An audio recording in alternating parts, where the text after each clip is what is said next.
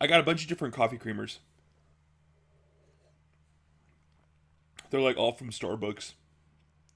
I know they're from Starbucks because on the coffee creamer it says from Starbucks. But no, Starbucks is in fact expensive. Like to get like a big thing of coffee creamer is just only like below $10, and you get like a decent 9-10 large mugs worth.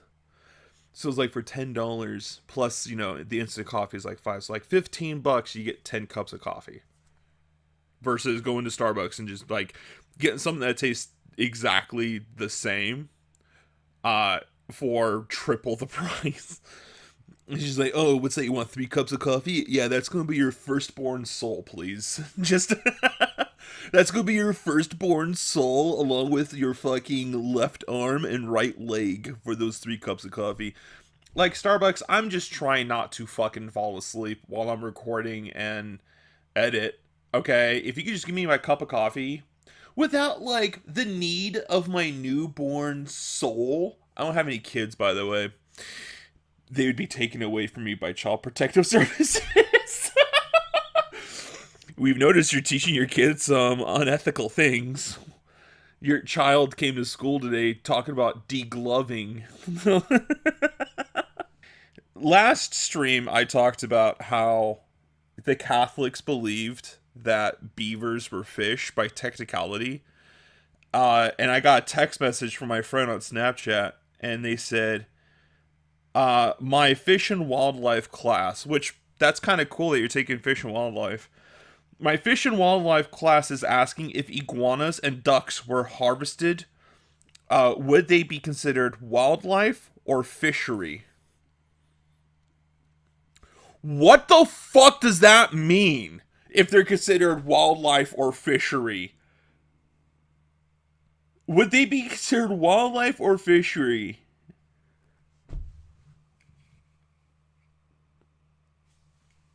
Just because it goes into the water, it doesn't automatically make it a fish. It has fins, sure. Ducks have little fucking paddles, whatever you want to call them, little webbed feet. That doesn't fucking make them fish, though. They don't, like, fish that... Listen, ducks don't fucking go underwater to sleep, okay? They nest. They have eggs in their nests. They go... They waddle out of the water, and they go to their fucking nests, and then they sleep in the nest. They don't fucking sleep in the... Okay, maybe they take naps in the water, but they're not fucking returning to the water and sleeping in it. What the fuck is that? Are iguanas and ducks considered fish? The fuck do you mean are they considered fish? First of all, iguanas don't even... They fucking nest also! Iguanas go on dry land and they sleep on the land! They don't go into the water and fucking sleep in the water! Why are we considering beavers, ducks, and iguanas fish? What the fuck is this world we live on? Where people are just like, I think those are fish! They're not fish! They're fucking beavers, ducks, and iguanas! That's a fucking mammal. That's a bird. That's a reptile. That's what they are. Stop calling them fish. They're not fish. They are never going to be fish. What the hell? So you're telling me you're fucking... Listen to me, chat. You're telling me if I go into the water and I start living my life in the water, I could be considered a fucking fish? You're telling me I could be called a fish if I live in the water? What is this shit? What the fuck does that even mean? Then next they're gonna say penguins are fish. Next they're gonna say penguins are fish because they go into the water. This is some bullshit. What is this? They're not fish. They're not fish. They're birds and lizards. So I was texted that on Snapchat. Let me just dial it back just a sec. It's not funny, chat. It's not funny, chat. Stop giving me the laugh emoji. It's not funny. Just dropped in. This sounds like an interesting convo. This is at a fucking university, Fish and Wildlife University, and they're asking if iguanas and ducks were harvested, would they be considered wildlife or fish? And that's just, it's wildlife. Obviously, anyone who says they're fish, we need to get the fucking guillotines. While we have this time, for now on, every stream from now on, I'm just gonna like look through my flashcards, my random, and look up these random facts and fact check them with all of you. And then maybe I lose my shit, maybe I don't. Elephants can't jump. I know they could swim. It says here elephants can't jump, and then there's a fucking image of them flying. There's an image of them flying. Okay, despite what you may have seen in your Saturday morning cartoons, elephants can't jump, according to a video by Smithsonian, and there's one simple reason. They don't have to.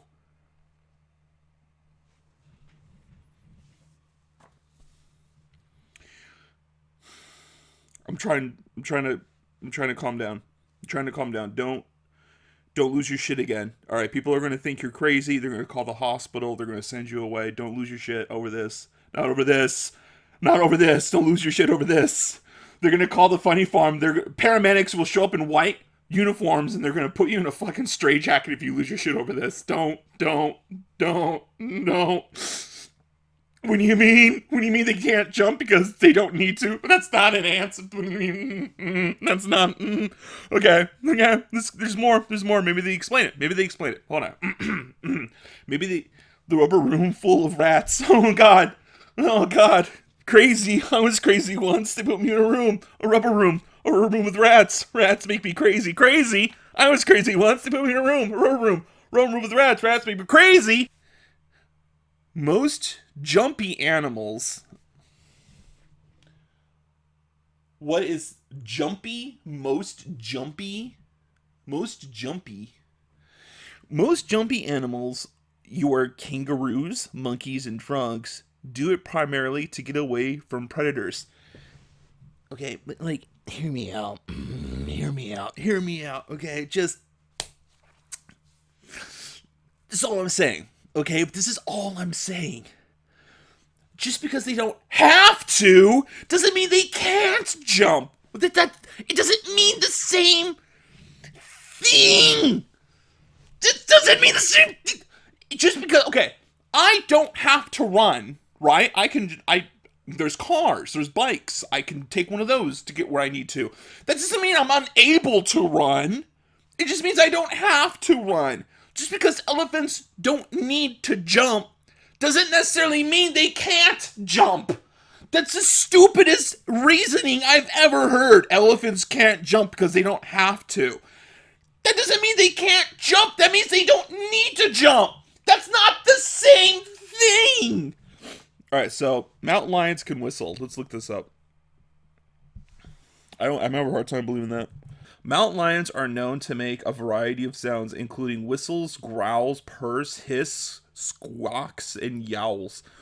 That's just a noisy beast. That is a noisy beast. It whistles, growls, purrs, hisses, and squawks? What the fuck does a mountain lion squawk sound like? Oh, and it yowls. Yowls? Yowls. Yowls. I don't know how to pronounce that.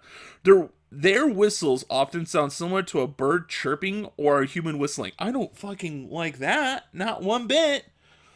So like, if you hear, like, Jesus Christ, if you go out into the woods and you hear a whistle and you're like, oh, I think there's someone whistling at me.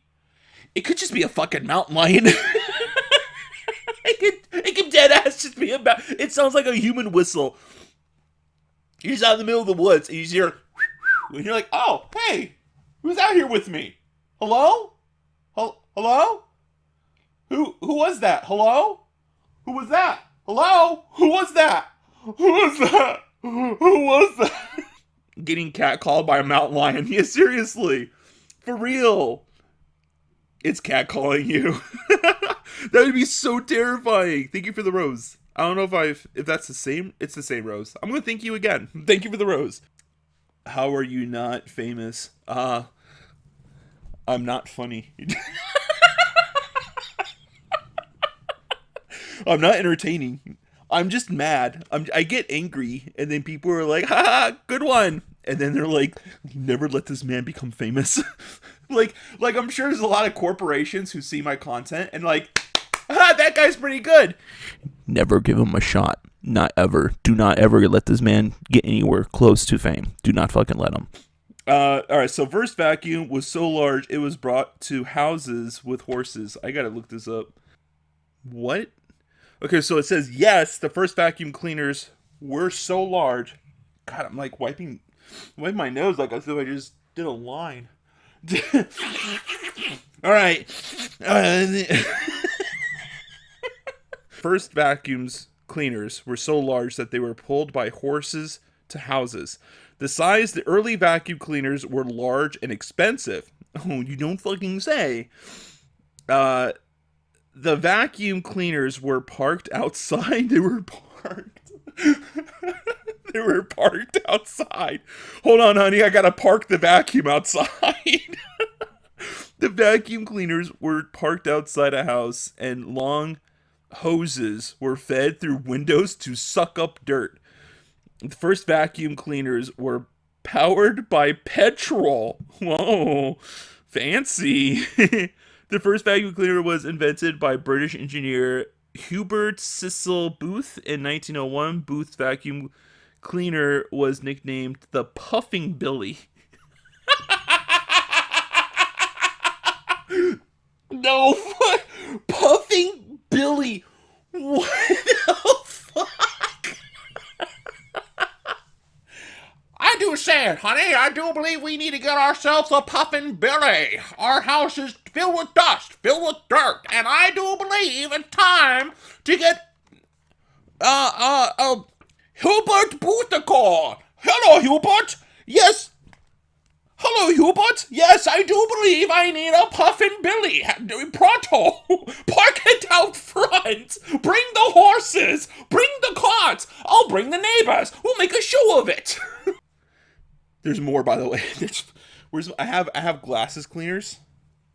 My glasses got steamed up. I'm yelling so much. Oh, Jesus Christ, it got bright.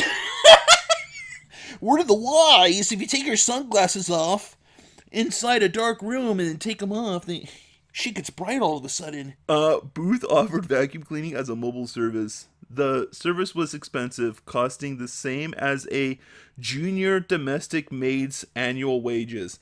So, you're telling me that for the same price, you could just hire a maid to clean around your place? Or you could hire this fucking loon to bring horseback carriage, a petrol machine to park outside your house called a Puffin' Billy to clean for the same price.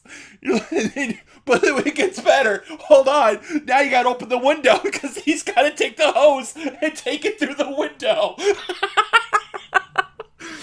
It's just some fucking guy in like overalls with a big hose just sucking your dirt off the ground. Or for the same price, you just get a fucking maid.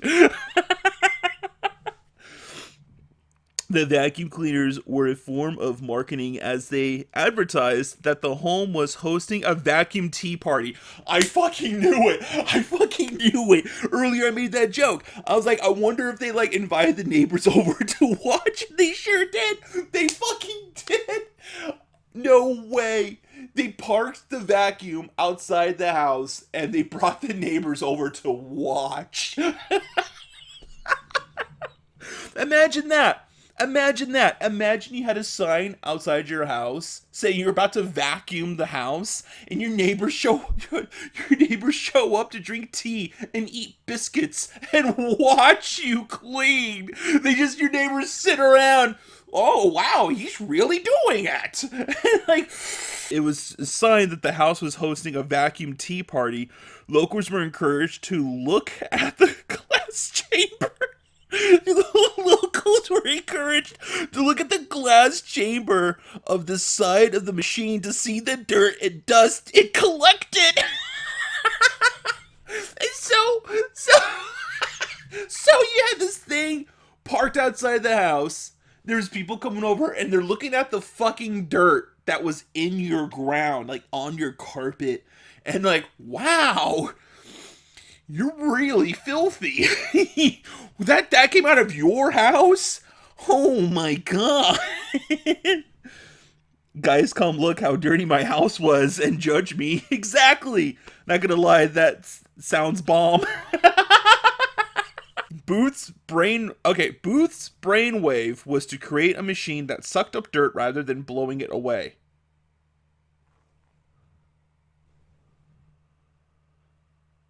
Now I have a question. Was that what they were doing before?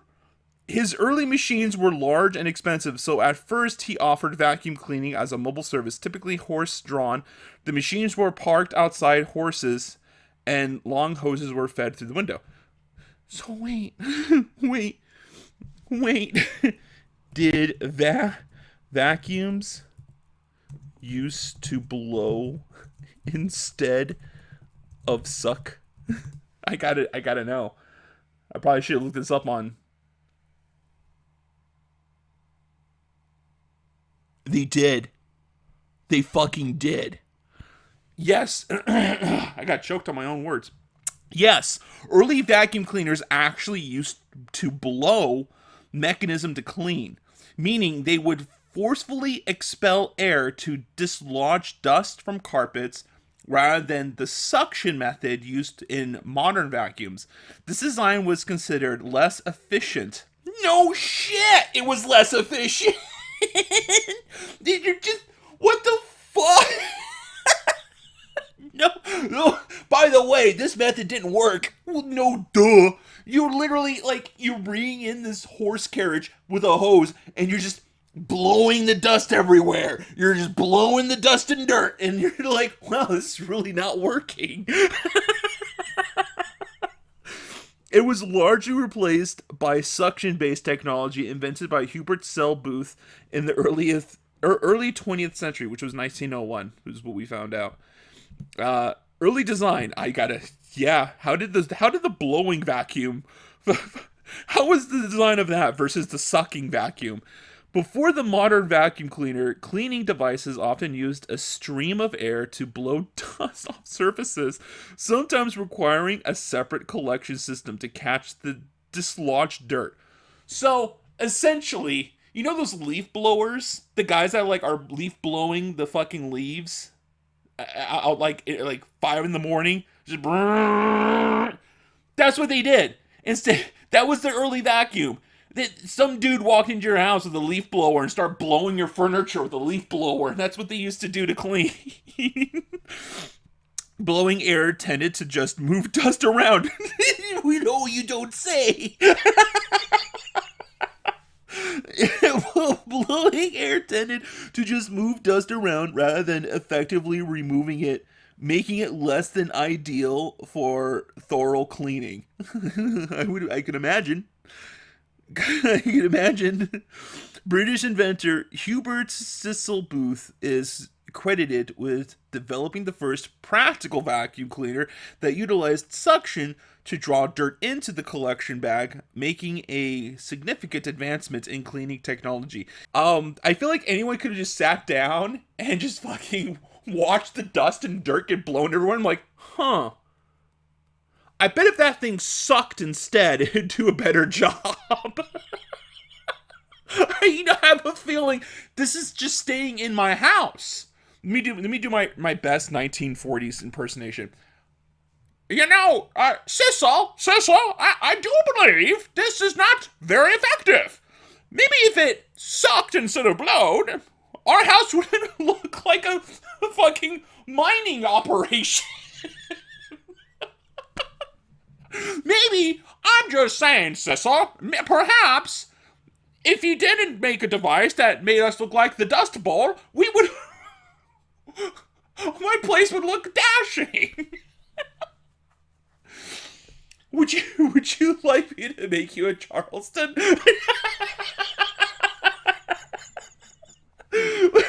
Before. Would you like me to make you a Charleston before the prohibition? We gotta be careful, the prohibition's on its way. Hawaii is the only state with one school district. Yeah, alright. Well, let's fact check that one next. Fuck it.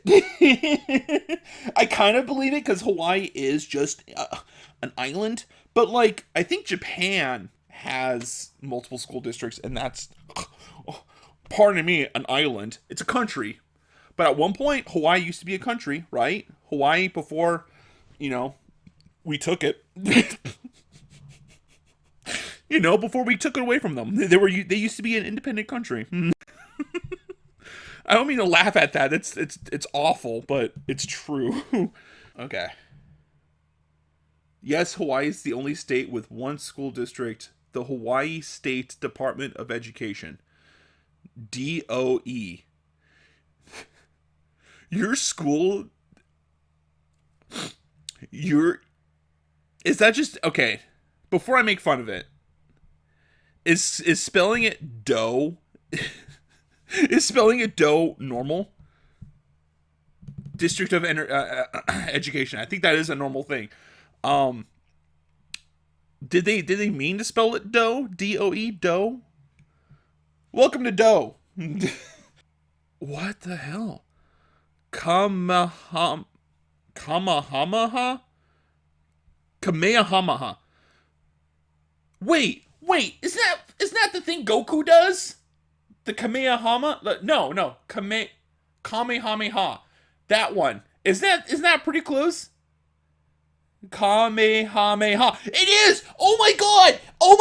It is! It's the fucking same! Kamehameha! That's spelled the same in everything! It's...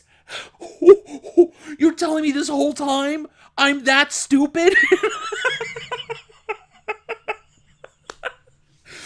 You tell me Kamehameha was from Hawaii?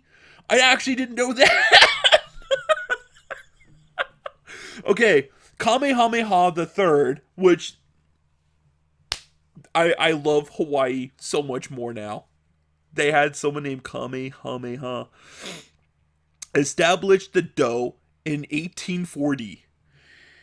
Kamehameha what? You established Department of Education in 1840? Making it the oldest school system west of the Mississippi River. Wow.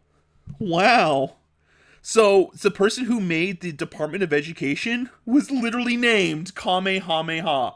The greatest Dragon Ball reference. The DOE is a single statewide district that includes 287 schools, 11 adult education schools, and about 13,000 teachers. Cool. The 14-member state board of education appointed by the governor said... I really struggled to read that just now. Appointed by the governor sets policy and hires the superintendent of schools. So DOE, who was established by Kamehameha the Third, is the one that it appoints the sets policies and hires the superintendent of schools. So yeah, okay. For some reason, I don't know why, I thought there's just some dude that goes, you know what, I think I'm going to start my own school. I didn't know it was like something you got appointed to do. The DOE is made up of 15 complex areas, with each complex including a high school, middle school, and elementary school. Hawaii school system is unique. Okay, so this is what breaks it away. So you have DOE, Department of Education, which it is in charge of everything. Now, this is what makes Hawaii different, what I'm understanding. Hawaii's school system is unique because it is unified statewide and doesn't have local school boards. This is a holdover from the plantation era, when many major education decisions were made by a state board of volunteers. Okay, so... Okay. That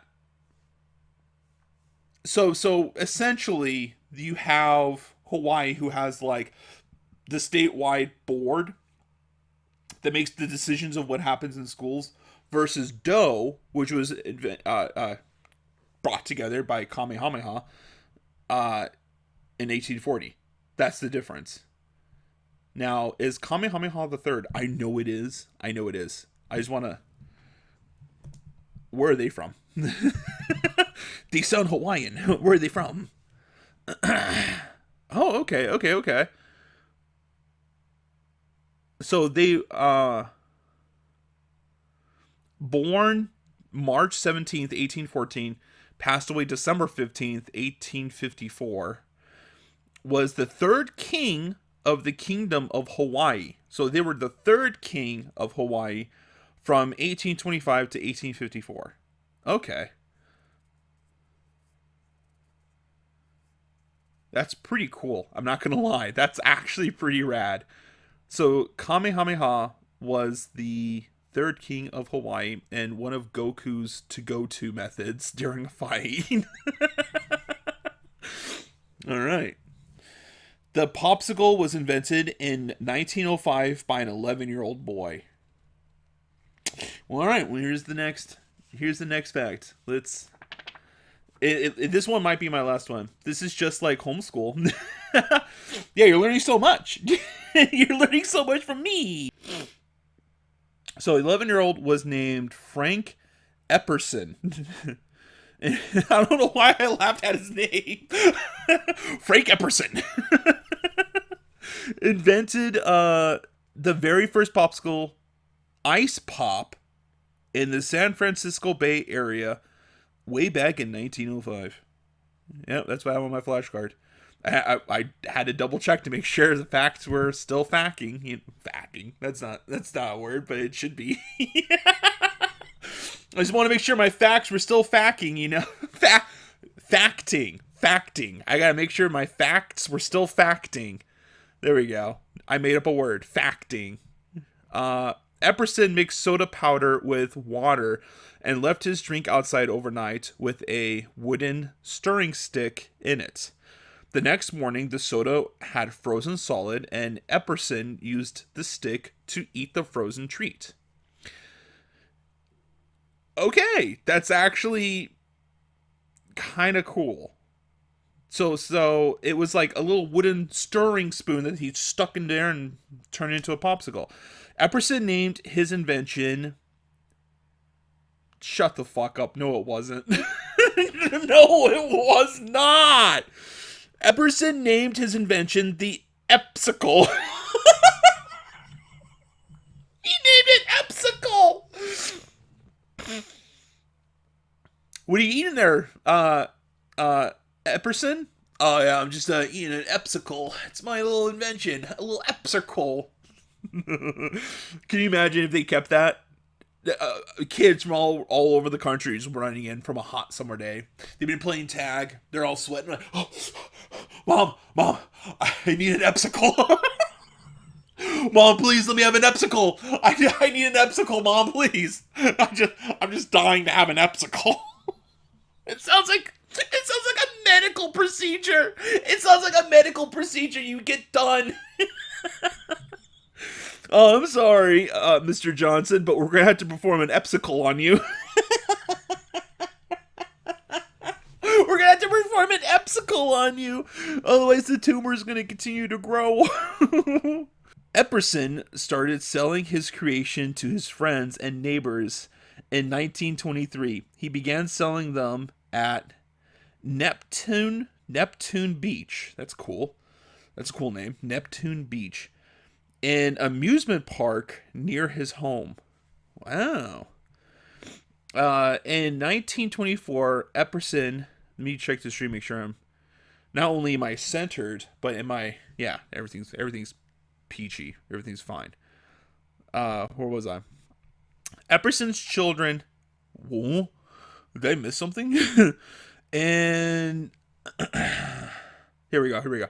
In 1924, Epperson applied for a patent for his frozen confection. The patent included Recommendations for the best type of wood to use for the stick. Okay. Epperson's children eventually convinced him to rename the treat Popsicle. Yeah, I can imagine. I honestly can imagine why. Like, yeah, Dad, about your treat that you invented, the Epsicle. Yeah, I think you should rename that shit. You should probably start calling it a popsicle. Just wondering. You should probably stop calling it Epsicle. It sounds like a medical treatment. Like an enema. Like you shouldn't an enema, Epsicle, you shouldn't do it. You shouldn't call it that anymore. It should be called popsicle. And it makes more sense, right? Soda pop, icicle, popsicle. It makes more sense than a fucking Epsicle. Splinters. Oh, that is true. I used to get splinters from like old popsicles in the 90s. That is a thing. But the next card right after this is peanut butter can be converted into diamonds, and I don't believe that for a single second. So we're gonna I wrote it down, I still don't believe it. We're gonna we're gonna look it up. Here we go, everybody. Buckle up. We're gonna learn a new life hack, how to get rich.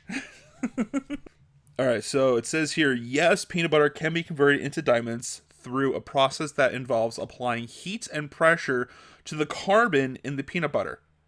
Oh, well then, as long as it has carbon, then I guess anything can be turned into diamonds then. I think. I don't really know.